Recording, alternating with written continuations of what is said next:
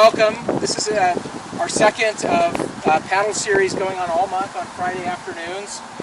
This is part of a much larger event that's happening through the month of September called Get to the River Festival. We also want to give a huge shout out to Salt Lake County. This ramp and many of others are because of Salt Lake County's Zoo Arts and Parks program. They had about $3 million. It was part of a bond back in 2016. This was one of the very last projects funded by the bond that was completed. There are still two portages that are under construction this fall that will be the last of those projects from the bond. One of them is a pair of ramps on either side of 39 South. We're going to paddle past that today. Those should be constructed this fall. They should be starting construction pretty soon. And the other two are down near Gardner Village and Bingham Junction, if you know that area. There's a concrete weir that crosses the river there that can be really difficult to get over, especially if water's really low. So they're putting a portage to get around that. Anyway, this over the course of the last really about 3 years, about 20 new boat access points and portages have been completed that really change the way that we can get into the river. And we're starting to see a lot of people use them. That's part of the reason for this series of paddles this fall, is to just introduce people that may not be familiar with it. I see a few familiar faces. Some of you have paddled with us before, so welcome back. If this is your first time paddling the Jordan River, welcome. We're really grateful to have you here, and we hope that you enjoy it today. This is a really scenic stretch of the river that we're going to see today. Murray City particularly has developed a lot of parks and open space around the Jordan River. Salt Lake County manages a lot of natural spaces around the river as well. So we may go for stretches of close to a mile that we won't see a whole lot of the city. And it's a really cool experience being right in the middle of this metropolitan area with now almost 2 million people and really feeling like you can get away. It's a pretty cool experience. You'll still see some urban impacts.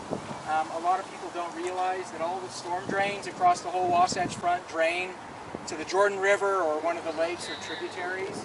So you'll see some things in the river, litter and stuff like that just comes from the storm drain. One of our themes for the event this year is Love Your Watershed, and we'll share a little bit more information when we get out at the end of the event. But we're encouraging people all month long to pay attention and to share through social media, conversations, that in order to improve the Jordan River, we need everybody thinking about their connection, their home, their business, their school, their parks, churches, shopping centers. They're all connected. And if we can keep litter, chemicals, pet waste, and all of those things out of the storm drain, that really in the short term is the best way to improve the water quality in Jordan River and make that experience that much more pleasant.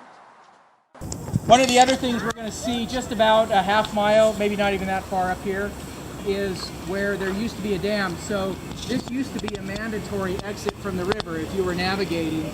Everybody had to get out here. There used to be signage, caution, don't go past here. There was a canal diversion at about 4600 South that was a low head dam. There have been a few drownings there in the past, which are really unfortunate. But thanks to the state legislature and appropriation that they gave us 2 years ago, and some of the funding from the Zoo Arts and Parks program and the Division of Outdoor Recreation, we've been able to, there is a portage there. It was planned before we knew the dam was coming out. They went ahead and built it in case somebody doesn't want to go through the rapid. But it is a pretty gentle rapid, although when the water was flowing really high from Cottonwood Creek, there were some good waves that you could probably have actually surfed.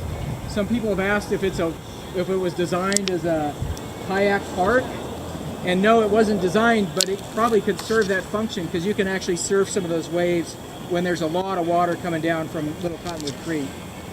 And so it's kind of a fun little rapid. This time of year it's really gentle and pretty easy. If anybody is nervous about going over it, I don't think we'll see anybody capsize. It's a pretty gentle rapid, but if you don't want to go through it, you can exit River Right on a boat ramp and walk a short trail and then get back in if you're more comfortable not going through it. We'll try and stop before we get there just so everybody can kind of get a sense for what we're going through. You'll likely get some splashing, a little wet. You might get a little water in your boat, but generally speaking, I don't think we'll have any trouble navigating through it. if you're up to it.